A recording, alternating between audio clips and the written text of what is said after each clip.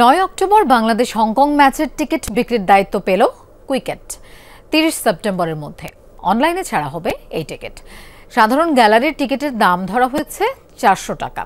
এদিকে Asia cup বাছাই পর্বের গুরুত্বপূর্ণ সেই ম্যাচ খেলতে 5 অক্টোবর ঢাকায় আসবেন হামজা চৌধুরী।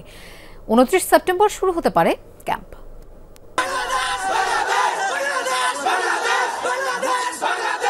টিকিট যে সোনার হরিণ সেটা 10 জুন ঢাকার মাঠে বাংলাদেশ সিঙ্গাপুর ম্যাচে টের পেয়েছিল ফুটবল ভক্তরা। আসন সংখ্যার 10 গুণ মানুষ একই সময়ে টিকিফাই ওয়েবসাইটে ক্লিক করায় সার্ভারই ডাউন হয়ে গিয়েছিল। স্টেডিয়ামের বাইরে খেলা দেখার অপেক্ষায় ছিল কয়েক হাজার মানুষ। এবার আবারও ঘরের মাঠে 9 অক্টোবর বাংলাদেশ হংকং ম্যাচ। নিশ্চিতভাবেই হামজা সুমিতের ম্যাচ দেখতে মানুষ টিকিটের জন্য হুমড়ি খেয়ে পড়বে। জটিলতা কমাতে এবার টিকিফাইকে বাদ দিয়ে টিকিট বিক্রির অনলাইন প্ল্যাটফর্ম কুইকেটকে বেছে নিল বাফুফে। গেল মাসে এফসি চ্যালেঞ্জ লিগে আবাহনী বনাম মুরাস ইউনাইটেড ম্যাচের টিকিট বিক্রি করে নজর কেড়েছিল প্রতিষ্ঠানটি। চলতি মাসের 30 সেপ্টেম্বরের মধ্যে টিকিট ছাড়ার পরিকল্পনা বাফুফের। দেওয়ার কারণ কি?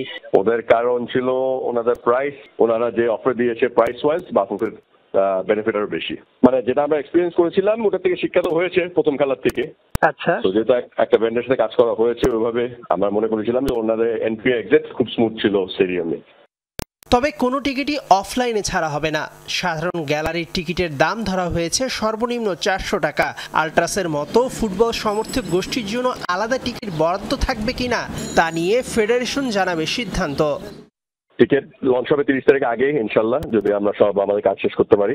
আমরা আশা করি টিকিট যদি অনলাইন যায় ওই 1-2 ঘন্টার ভিতরে এবার ইনশাল্লাহ কভার করে ফেলতে পারবো। সব টিকিট ওই অনলাইনে সেল করবেন গতবারের মতোই? জি, গতবারের মতো অনলাইনে সেল হবে।